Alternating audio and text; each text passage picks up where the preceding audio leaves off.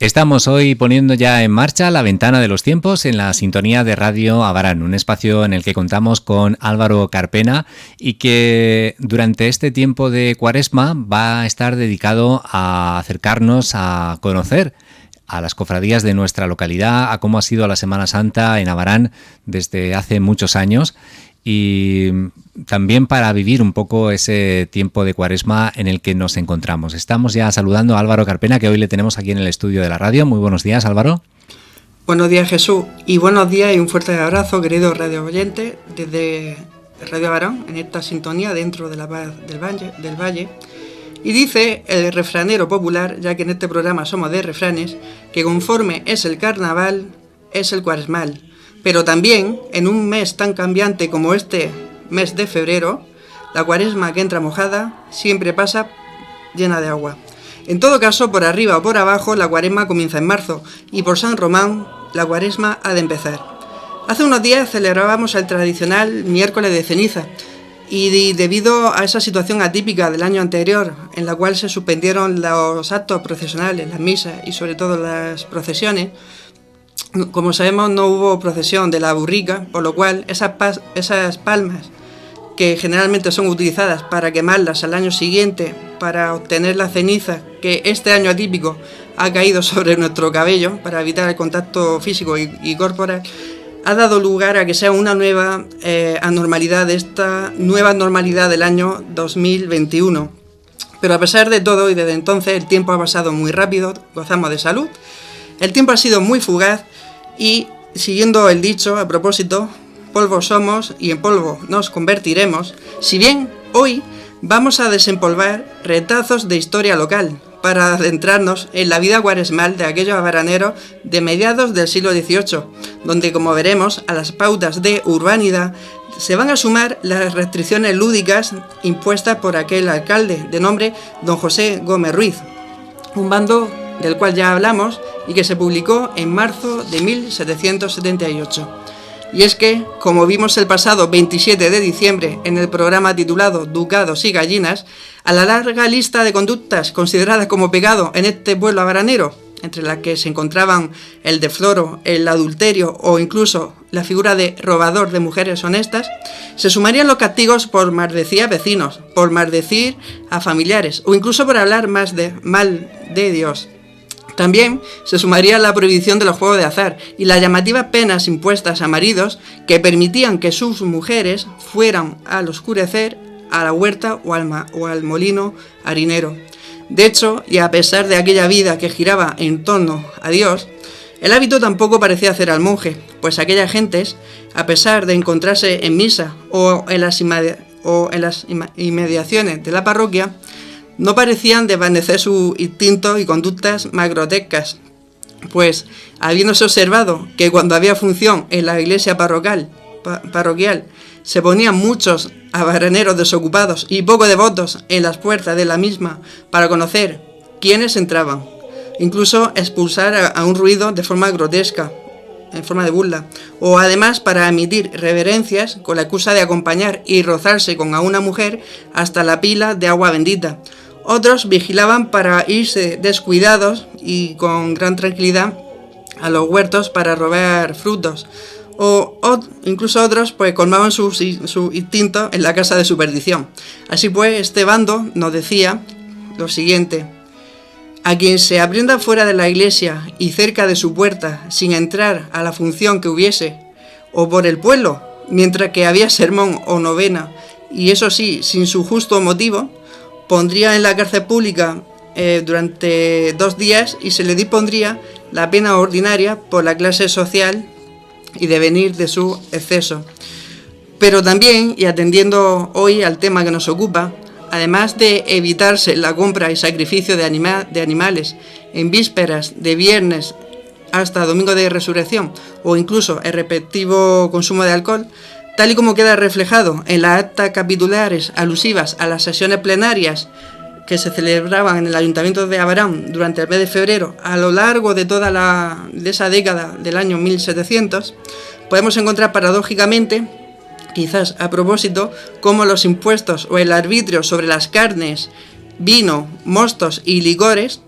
eso sí, no se hablaba nada de cerveza, esos impuestos tendían a incrementarse en vísperas de miércoles de ceniza. Y es que, volviendo a las disposiciones de dicho bando, siendo en tiempo de Semana Santa o Cuaresma, por ningún caso se había de tomar naipe en mano por persona alguna que fuese, y si se aprendía algún naipe oculto en casa, en la huerta, en el campo, o había noticia de ello, se le exigiría al responsable 4 ducados de pena y 6 días de cárcel pública. Y si además después volvía a jugar desde dicha Cuaresma, sería doble la multa,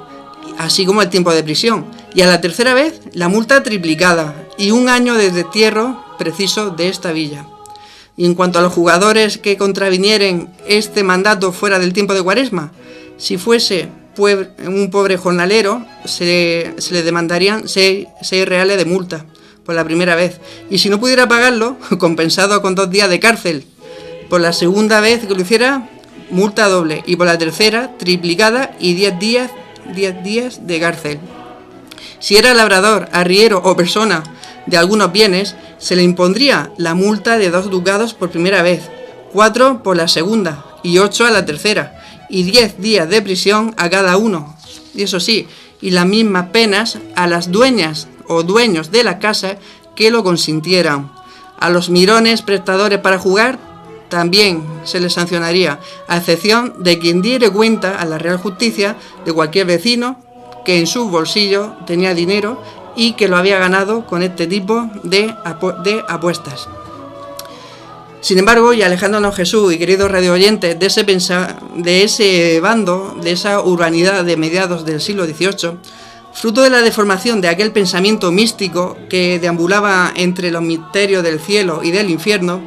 algo tan común en aquellas gentes, junto a la peste y el cólera, poco a poco se irían tejiendo numerosas creencias que poco a poco se han ido estirando en el tiempo y deformando hasta tal punto que han sido depositadas en nuestras bisabuelas y en nuestras generaciones más recientes. Algo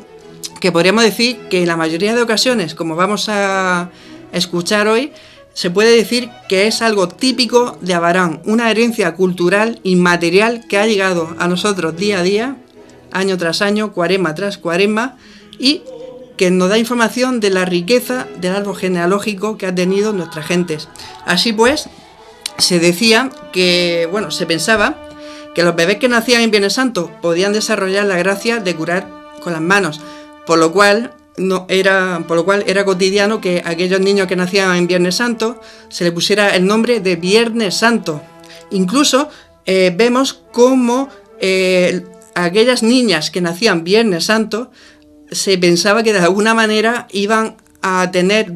durante el día de sus nupcias un cabello largo y sedoso.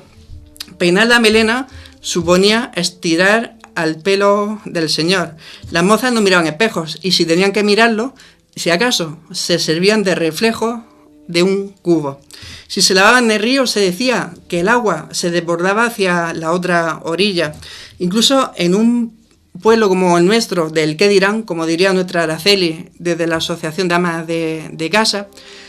se decía que si en Domingo de Ramos no se estrenaba algo, aunque fuese una chaqueta, una boina o una camisa blanca, era porque no tenían manos, o dicho de otra manera, porque no te habías esforzado.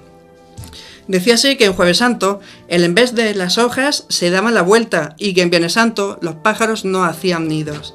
Por su parte, en Sábado de Gloria, las mujeres aguardaban el turno bajo el sotogoro de la parroquia de San Pablo para bendecir agua junto a la pila del agua bendita, pensando que el resto del año dicha agua bendecida en la mañana de Viernes Santo tenía poderes curativos. Durante la semana de Pasión no se cortaban árboles, no se cortaban flores, ya que existía el miedo de que podía surgir a una gotita de sangre fruto de la Pasión. Hombres y mujeres evitaban actividades físicas en el día de la crucifixión de nuestro Señor, siendo en víspera de Domingo de Ramos cuando se limpiaban todas las cámaras o habitaciones de la casa, se limpiaban las fachadas, los barrotes o incluso se echaba cal en la fachada para dar un buen lucimiento en las procesiones, que no precisamente, como sabemos, estaban ligadas al desfile de tronos y de pasos, o de imágenes, sino que más bien eran del estilo de la procesión de los penitentes, procesiones que suponían una extensión de los cultos de la parroquia de San Pablo. Tampoco se fumaba, los bailes estaban prohibidos, y a los niños, eso sí, se les decía que bajo ningún concepto, ni en Jueves ni en Viernes Santo, señalaran al cielo. Incluso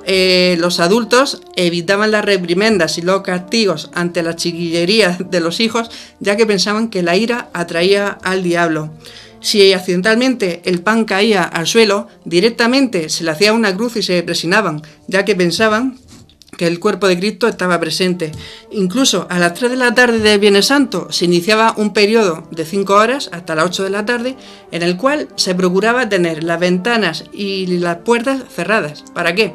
Puesto que se pensaba que como Cristo había muerto, la humanidad se encontraba desprotegida y el diablo podía acampar a sus anchas. De hecho, algunos vecinos afirmaban escuchar burlas infernales en la mañana de Viernes Santo en lo que podemos denominar el paraje de Candelón, algo que ha venido extendiéndose a lo largo del tiempo como una leyenda, como un dicho, y que parece en este rincón del valle que esta leyenda alcanza una mayor magnitud, centrándonos que justamente frente al mirador de Candelón nos encontramos una peña en lo alto del Cabezo de la Cruz con un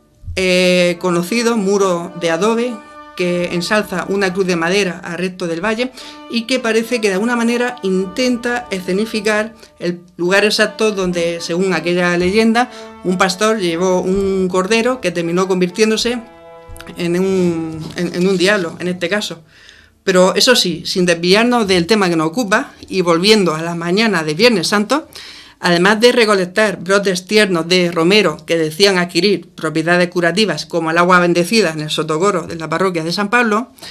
también las personas que tenían alguna enfermedad crónica o aguda intentaban lavarse en el agua de río al amanecer. Incluso se enseñaba la oración del mal de ojo, algo que tradicionalmente, una oración que se sigue enseñando en cada mañana de Viernes Santo. Quien no sepa lo que es el mal de ojo, se puede decir que es el resultado físico y anímico que se deriva de una mirada llena de envidia. Incluso en nuestra localidad se dice que la manera con la cual el mal de ojo tendía a convertirse en un problema mayor recibía el nombre de aliacán, que era una mezcla de cansancio, lagrimeo, náuseas y decaimiento. Del mismo modo, en esa mañana de Viernes Santo, aunque también se podía hacer especialmente cualquier día del año, se enseñaban otros rezos o plegarias, en todo caso, para facilitar la salvación del alma de aquel familiar, vecino, que había fallecido durante los meses previos. Algo que Jesús y queridos radioyentes ya tratamos en el mes de noviembre, en el primer programa de La Ventana de los Tiempos, bajo el título Letras de Luto, y compartíamos una oración que decía: Viernes Santo al mediodía, cuando la gente comía, mi Cristo Redentor caminaba con una cruz a sus hombros y de madera muy pesada. Con ella caía en tierra, con ella se levantaba, nadie se compadecía, nadie de él se apiadaba, solo una piadosa mujer que Verónica llamaban. Sacó un paño de su seno y el rostro a Dios limpiaba, 3 dobles tenía el paño, 3 caras señaladas, una mira para Jerusalén, otra para Roma Santa, y la otra subió a los cielos a buscar a su madre amada. Quien esta oración dijera todos los viernes del año, sacará un alma de pena y la suya del pecado. El que la sepa y no lo diga, el que la oiga y no la aprenda, en el día de su muerte tomará lo que venga. Y aquí ha llegado. No sabemos con qué tipo de derivación o cómo se ha deformado, pero es una oración que incluso cambia por barrios. Sin embargo, esta oración tiene una parte central muy importante, la imagen o la referencia a la Santa Mujer Verónica, que precisamente es una referencia que, por lo que hemos encontrado en la parroquia de San Pablo a través de una vidriera dedicada a la Santa Mujer Verónica, indica que alguna devoción ya existía en el pueblo de Abarán hace más de 3 y de 4 siglos. Por otra parte, era típico en Cuaresma, obviamente, ir a la iglesia para participar en las diferentes funciones religiosas. Me contaban mis abuelos, y sabemos por parte de los bisabuelos, que en un pueblo en el nuestro, condicionado al que dirán, incluso quien no sabía leer era típico llevar a misa un pequeño catecismo en latín, en el cual se podía seguir el orden de la misa. Es decir, ir a misa sin ese catecismo pues parecía que estaba muy mal visto. Incluso nos comentaban algunas anécdotas como que muchas personas pues directamente el catecismo lo cogían al revés y seguían de memoria recitando una serie de alabanzas. Lo digo porque llegó un momento, y todos los pueblos tienen su propia literatura cofrade, por así decir, que las personas iban transmitiendo de generación en generación unas tonadillas, como ocurre en nuestra procesión de los penitentes, o en este caso pasajes bíblicos en los cuales intentaban que de una manera didáctica y tremendamente popular, a través de la musiquilla, las nuevas generaciones fueran aprendiendo diferentes pasajes, personas o hechos justamente bíblicos, y que, como decíamos, por aquel entonces pues se enseñaban en latín. Y nos ha llegado justamente una oración de nuestra vecina Juana Torres, dedicada a la mujer samaritana. Hemos hablado de la Verónica, de una oración general, pero también tenemos una oración preciosa sobre la samaritana, que se rezaba sobre todo en tiempo de Cuaresma. Y decía: a Samaria caminaba, antes de llegar al poblado, la calor le fatigaba, fatigado de calor, por descansar se sentaba, la samaritana iba hacia el pozo de Jacob. Ya se ve venir a la misma que esperaba, con el cántaro en la mano, que es la samaritana. Fue al pozo y lo llenó, y a la ciudad retornaba. Entonces dice el Señor: aguárdame, samaritana, dame el cántaro, por Dios, que beba un poco de agua. Yo el premio te daré, y otro de mayor importancia. Pues si tanta virtud tiene, tome, Señor, de este agua. Corre y ven con tu marido, ven, compañía. Señor, no tengo marido, ni soy moza, ni soy mujer casada. Y dijo el Señor: con 7 canales que tienes, y dando agua en Samaria, y hoy sin ninguno de ellas. Eres profeta, Señor, mis pecados declaro. No soy profeta, señora, vengo de vega más alta, soy hijo de Padre eterno, que vengo a salvar tu alma. Entonces la pecadora volvió de espaldas, y recordémoslas en este pueblo como la mujer samaritana. En todo caso, y siguiendo con esta cultura local, con este patrimonio inmaterial local, pasear por nuestras calles, como sabemos, suponía vestirse de negro, caminar despacio y, en todo caso, no gritar. En caso forzoso de tender pañales u otro tipo de ropa, ello se hacía justamente dentro de casa, preferentemente en el corral. Y en este tiempo de ayuno y abstinencia, junto a los guisos de pan en ajo y el potaje de calabaza, acompañados por garbanzos remojados, todo esto son comidas típicas de Cuaresma de Abarán,